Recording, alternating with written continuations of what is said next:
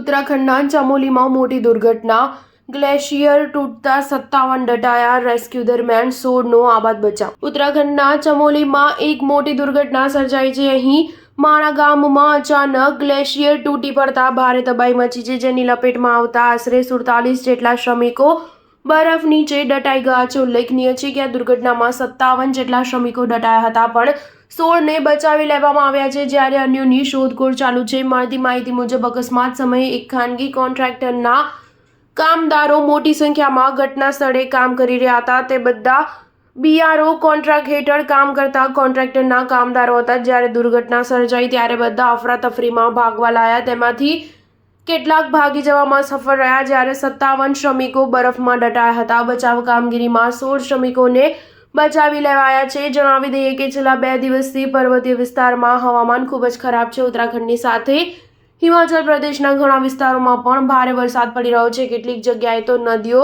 તોફાની બની ગઈ છે। ભારે વરસાદના કારણે હિમાચલ પ્રદેશના ઘણા વિસ્તારોમાં ભારે તબાહી મચી ગઈ છે। રાજ્યના કુલ્લુ જિલ્લામાંથી વિનાશના ચોંકાવનારા દ્રશ્યો સામે આવ્યા છે। વરસાદે અહીં એટલી તબાહી મચાવી છે કે નદી નાળા છલકાઈ ગયા છે। શુક્રવારે હિમાચલ પ્રદેશના કુલ્લુ અને મંડી જિલ્લામાંથી પણ આવા જ તબાહીના દ્રશ્યો સામે આવ્યા છે।